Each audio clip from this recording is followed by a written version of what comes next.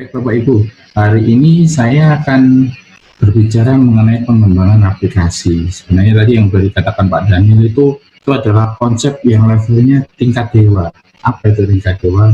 Itu adalah kombinasi dari beberapa SDLC yang mungkin nanti cukup populer yang akan saya bahas di sini. Tapi sebelumnya saya perkenalkan dulu ISO 9126. Apa itu ISO 9126? Jadi di ISO 9126 itu adalah mengenai kualitas sebuah perangkat lunak, Bapak Ibu. Jadi di ISO 9126 itu ada karakteristik dari sebuah perangkat lunak yang dikatakan berkualitas. Berkualitas itu ada fungsionalnya ada, reliability-nya ada, usability-nya ada, efisiensinya ada, maintainability-nya ada, dan portability-nya ada. Lah, di tiap-tiap unsur itu ada subkategorinya, seperti functionality-nya, ada sustainability-nya, akurasinya, interoperability-nya, dan security-nya. Sama halnya dengan yang komponen yang lain. Di situ ada maturity, ada fault tolerance, ada recoverability, ada understandability, learnability, operability, hingga yang terakhir adalah adaptability, instability, coexistence, dan replicability. Saya cepat saja. Ya, ini kalau tadi kita langsung masuk ke pengembangan perangkat lunak, kalau tadi dikatakan itu adalah sebuah kualitasnya. Kalau di sini saya coba jelaskan pengembangan perangkat lunak. Nah, dimanapun perangkat lunak itu ketika dikembangkan pasti ada prosesnya atau metodenya. Perangkat lunak ya, ketika akan dibuat itu punya beberapa sifat. Nah, kita harus ketahui dulu sifat dan proyek. Sifat proyeknya seperti apa, aplikasinya apa, karena ini akan mempengaruhi proses pengerjaannya tadi. Tadi kalau Pak Daniel mengatakan sifat proyeknya adalah untuk survei, mungkin bisa jadi sifatnya nanti menggunakan SDLC yang prototyping atau rapid atau yang lain, atau agile atau yang lain.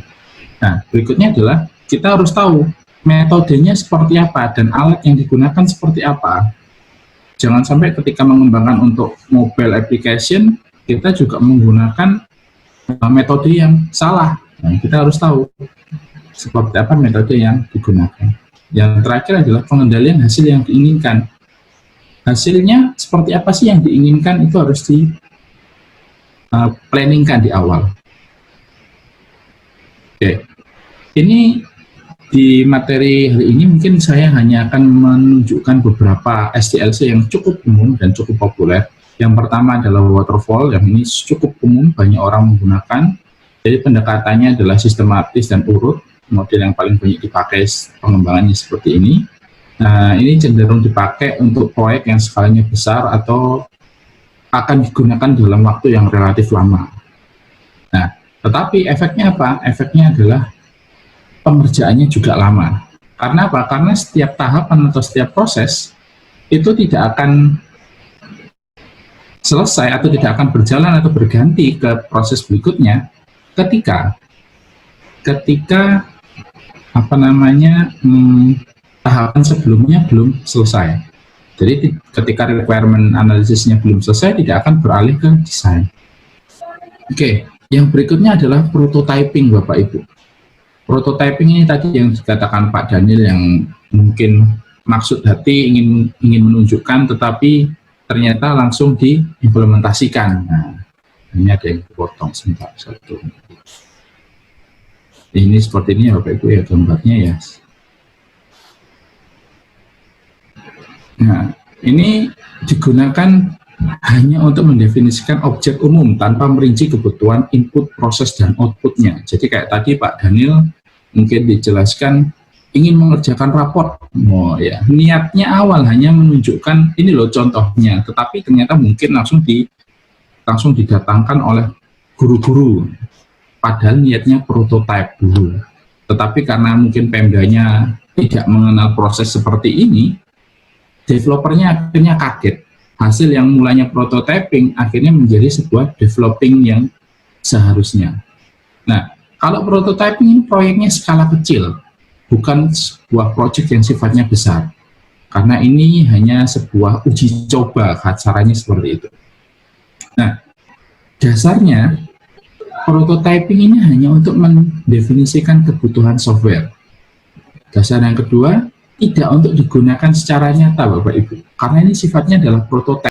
Ini berikutnya adalah RAD atau kita sebut Rapid Application Development. Ini ada menggunakan bagian yang tengah ini adalah bagian prototyping Bapak Ibu. Jadi ini menggunakan SDLC kombinasi antara prototyping dengan adanya analisis dan desain. Apa itu? Nah ini. Jadi ketika RAD ini, klien bisa langsung melihat, bisa langsung tahu, karena di dalamnya pakai prototyping juga ya, jadi pemahaman dari aplikasi itu bisa langsung diketahui, pengennya seperti apa itu bisa langsung diterima oleh user. Nah, di sini juga ada fleksibilitasnya, pengembang dapat melakukan proses desain ulang yang saat bersamaan. Jadi ketika prototyping juga bisa dilakukan desain. Mungkin ini sudah mulai kombinasi ya Bapak Ibu ya. Berikutnya juga melibatkan user menjadi bagian dari tim, yang tadi kalau Pak Daniel katakan itu adalah PIC-nya. Ini harus ada PIC-nya seperti apa. Nah, biasanya ketika menggunakan Rapid Application ini, RAD ini adalah menggunakan tools yang sudah ada, jadi tidak membuat baru. Jadi menggunakan apa yang sudah ada, dikombinasi ulang, didesain ulang, ditambah-tambahi. Jadi menjadi sebuah produk baru. Berikutnya ini adalah Agile, Bapak Ibu. Nah, ini Agile. Jadi ini adalah termotivasi pengembangan perangkat lunak sebagai sesuatu yang tidak terduga dan dinamis. Ini dulunya tidak terduga, mungkin yang tadi dikatakan Pak Daniel ini adalah Agile. Jadi niatnya sesuatu yang cepat, kombinasi dari prototyping, rapid, menjadi yang sesuatu yang tidak terduga. Nah, jadi ini lebih double ya gambarnya, sebentar Bapak.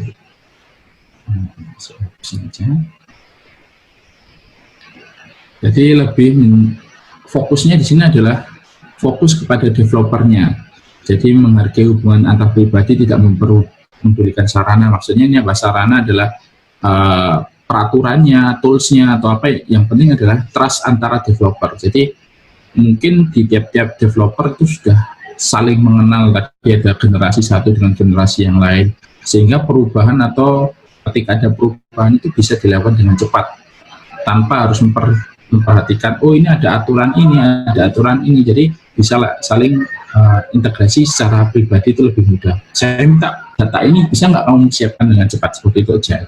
Nah, ini tadi ya Bapak Ibu yang menampilkan kerjasama dengan pengguna selama pengembangan, jadi kerjasamanya yang ditingkatkan. Ini tanggapan terhadap munculnya perubahan, tidak hanya mengikuti rencana yang sudah diterapkan. Nah, ini Agile ini seperti ini, jadi mungkin akan cocok ketika diimplementasikan di Pemda. Bisa jadi Pemda sifatnya dinamis, peraturannya cukup cepat berubah, sebelum dikembangkan ternyata sudah berubah. Lah ini mungkin bisa jadi solusinya pakai menggunakan Agile. Nah ini fokusnya pada Agile ini adalah fungsi pada perangkat lunak, bukan hanya sekedar dokumentasinya saja. Ini berikutnya adalah materi mengenai Scrum. Fokusnya seperti ini Bapak Ibu, kita akan fokus pada sprint namanya, di sini ada sprint di area ini. Nah, di sini ya Bapak Ibu ya. Apa ini? Kita masuk ke penjelasan. Oke, Scrum. Scrum ini meminjam filosofi Agile, jadi pengembang juga harus saling bekerja sama secara terus-menerus tadi. Jadi tujuannya apa? Tujuannya adalah sesuatu yang besar akan dipecah-pecah menjadi hal yang kecil. Lalu mengerjakan yang kecil-kecil dulu lah, kecil dikumpulkan menjadi sesuatu yang lebih kompleks. Jadi selama pengembangan perlu melakukan pertemuan. Nah ini akan ada rutin pertemuan. Jadi pertemuannya akan banyak pertemuan yang muncul ketika menggunakan Scrum, karena dikit-dikit harus rapat, Rapatnya untuk apa? Rapatnya di sini kalau Scrum itu harus sifatnya adalah apa sih kesusahannya, siapa sih yang bisa membantu lah ini. Scrum tadi bekerja sama dengan pengembang, jadi ketika pengembang satu, developer A atau programmer A mengalami kesulitan, developer B bisa saling membantu. Seperti itu. Dan pertemuannya untuk menunjukkan progres dari proyeknya. Ganti ya, oke. Seperti ini, saya beralih ke slide berikutnya. Nah, di sini ini adalah yang paling combine, lebih terkombinasi secara umum. Nah, ini adalah DevOps. Jadi ini merupakan serangkaian praktis yang mendukung sistem developer. Jadi di sini kalau saya lihat langsung gambarnya aja karena terputus ya.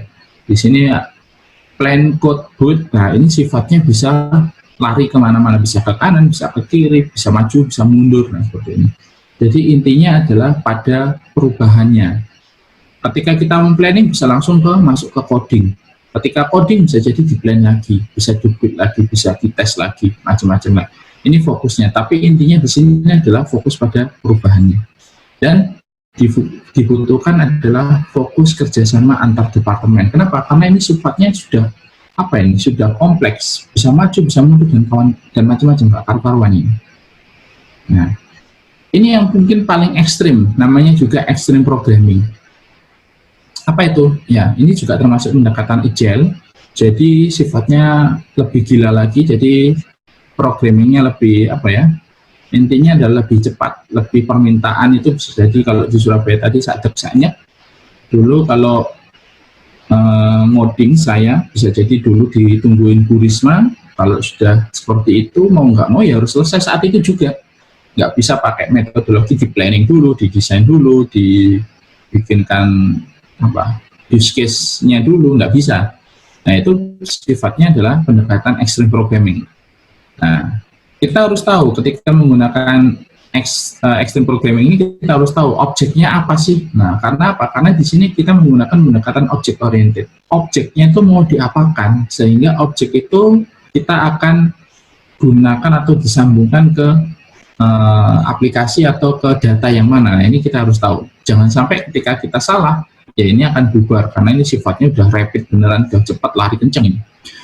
Ketika extreme programming tidak bisa menggunakan tim yang besar, karena itu akan mempersulit koordinasi. Karena seperti lihat, Bapak Ibu lihat di sini, release plan-nya seperti apa, langsung mount, interaction plan, ini langsung masuknya langsung ke second. Unit testingnya dalam hitungan menit, negosiasi dalam hitungan jam, ini bisa jadi lebih cepat lagi. Jadi tidak bisa ketika kita testingnya 2 minggu, nggak bisa. Testingnya ya sekali dicoba, codingnya selesai, di testing jalan lancar oleh programmer, langsung digunakan. Itu adalah extreme programming. Kalau ada kesalahan langsung diperbaiki, langsung digunakan lagi. Nah, seperti itu. Nah, ini untuk apa? Ini untuk perubahan yang cukup cepat. Karena sifatnya mungkin yang terjadi saat ini adalah ketika developer pengembang aplikasi yang COVID ini menggunakan extreme programming, sudah tidak ada lagi yang namanya desainnya seperti apa, use case-nya gimana, data koneksinya seperti apa. Bisa jadi perubahan-perubahan ini dilakukan dengan cepat. Nah, sehingga dibutuhkan sebuah kunci-kunci. Yang pertama adalah komunikasi. Jadi saling antar developer, antar pengembang, antar tim, antar departemen, antar project owner, itu harus saling berkomunikasi dengan baik. Jangan sampai komunikasi ini terputus sehingga informasinya tidak menyeluruh. Berikutnya adalah kesederhanaan. Maksudnya di sini adalah kita membuat sebuah aplikasi ini tentu tidak bisa optimal, tetapi kita buat sesuatu itu yang sederhana, tetapi mudah untuk segera diperbaiki ketika ada kesalahan. Jadi seperti itu. Dan tentunya di sini butuh umpan balik. Ketika ada sesuatu yang tidak cocok, harus segera langsung dikatakan, disampaikan. Untuk apa? Itu untuk perbaikan. Jadi perbaikan langsung bisa dilakukan, dan tentunya yang terakhir itu dibutuhkan sebuah keberanian. Tidak semua developer berani ketika untuk utak-utak langsung di database yang asli datanya. Tidak semua developer, atau lagi yang developer masih baru, langsung utak-utak di web yang lagi di running. Nah, itu sesuatu yang membutuhkan keberanian. Tidak semua orang berani seperti itu. Oke, ini. Nah, Bapak Ibu, mungkin satu hal lagi, ketika pengembangan tadi juga sempat diusik di slide-nya Pak Tony. Ketika pengembangan sebuah sistem informasi, kita juga tidak bisa mengindahkan atau melupakan hal yang cukup penting, karena satu, dokumentasi ini cukup penting Bapak Ibu, karena ini nanti kalau di SPBE juga akan menjadi salah satu bagian dari audit. Bapak Ibu juga harus paham mengenai kondisi-kondisi ini yang harus yang dibutuhkan. Salah satunya adalah kebutuhan penggunanya. Bapak Ibu juga harus bisa mengklasifikasi kebutuhan penggunanya seperti apa. Berikutnya ada spesifikasinya seperti apa, desainnya seperti apa, implementasi dan pemilihan teknologinya seperti apa, pengujian dan testingnya seperti apa, dokumentasi aplikasi lah. Hal-hal yang ini yang Bapak Ibu juga harus mulai siapkan. Jadi jangan hanya berpaku pada mengembangkan aplikasi saja, tetapi lupa ketika melakukan kebutuhan pengguna.